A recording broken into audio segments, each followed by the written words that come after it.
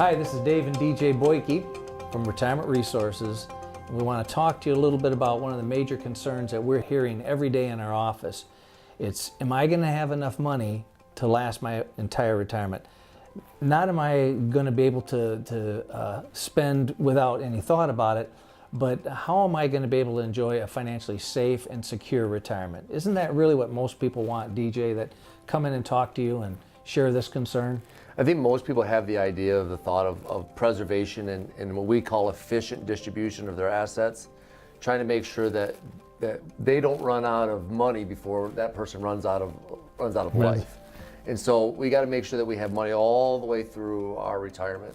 And so this is a concept that's not new now. It's been part of the retirement plan for a long period of time, but it's even become more of a talking point now with all the different buyouts and lump sums that are being offered for pensions. People are very concerned about replacing those pensions with guaranteed income sources. Sometimes a phrase we'll use is trying to acquire some level of mailbox type of money. So money that really is being sent to our house or sent to our check every single month, just like we did when we were working, and trying to accumulate enough to make sure that we have a sufficient amount of income each month. But this has been a topic of concern for a while. Routinely, when you check on all these retirement planning services, they'll say that income planning, by a far stretch, is the #1 retiree concern each year. Yeah, definitely outliving their money. You know, I just read an interesting statistic over the weekend. It said that not too many years ago, 50 to 60% of Americans retired with some type of formal pension, meaning that they'd get a check every month from an employer plan, and then they also got a check from Social Security when they became age 62 or older, and predominantly that was their retirement money that covered their fixed expenses.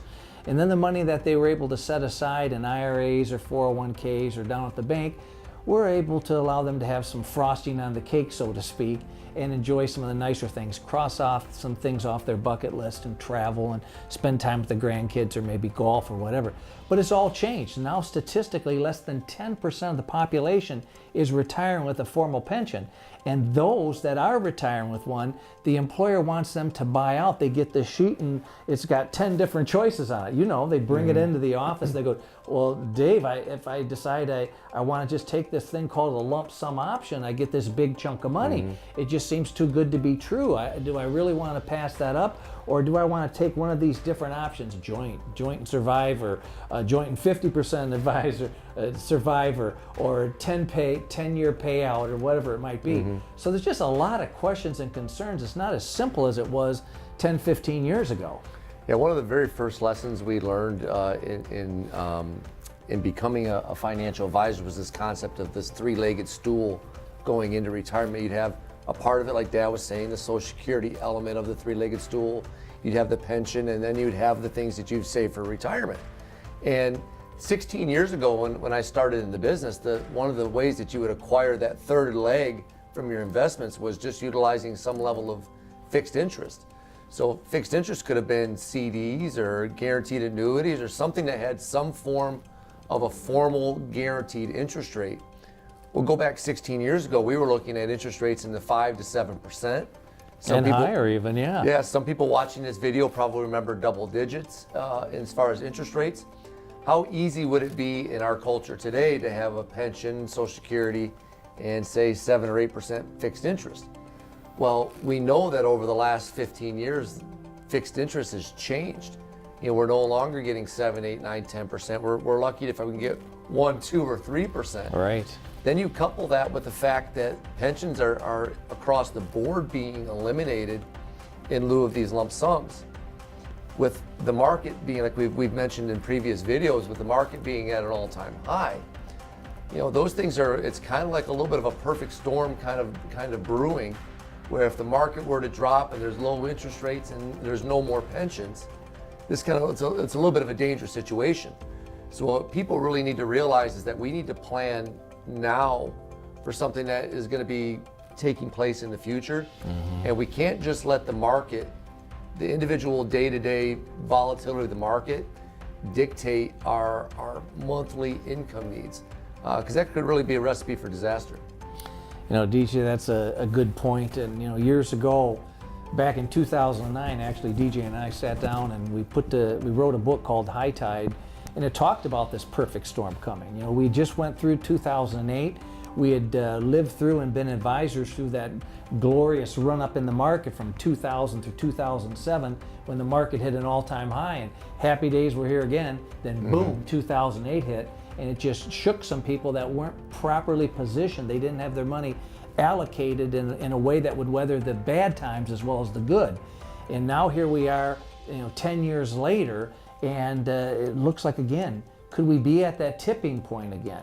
Not only has the market been overextended now for over 10 years, but all of a sudden there's concerns about pensions and Social Security, and that three-legged stool that you were talking about, son, just seems to be more and more wobbly. So we're getting questions every single day about how do I make sure I have enough guaranteed income in retirement or safe, secured income so that they don't run out of money should they live to 85, 90, 95, even 100 nowadays. So it's a real concern. And like DJ was just saying, if we don't get on the stick and get working on it now, it could be a real major problem in our future. Well, people throughout the course of their life, they all say they want some level of job security. And when they say they want job security, what are they really saying? They want income security. They like the fact that every single month they're going to get some level of a paycheck.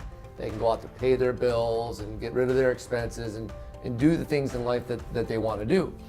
Then we transition to retirement. We're like, we don't want income security anymore. What we want to have is we want to let the market dictate the level of income that we're going to take each month.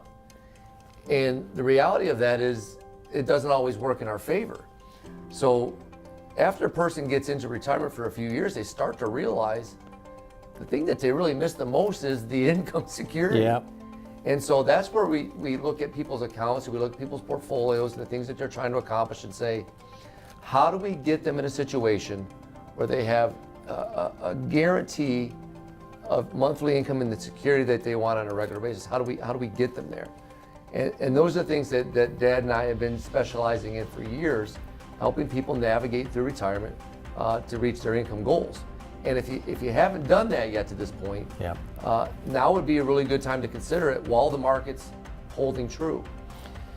You know, we've always been taught, folks, the way you make money in the market is what? You buy low and you sell high.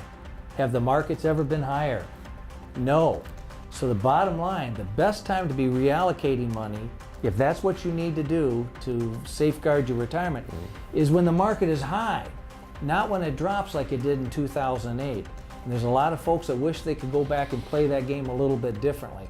So again, folks, if you haven't sat down with a trusted advisor, someone that is a fiduciary that works on your behalf and doesn't work for companies and isn't brokering financial products and services, we'd love to have you come in and talk to us here at Retirement Resources and share some of the wisdom that I've been able to gain for now over 30 years and DJ almost 20 years.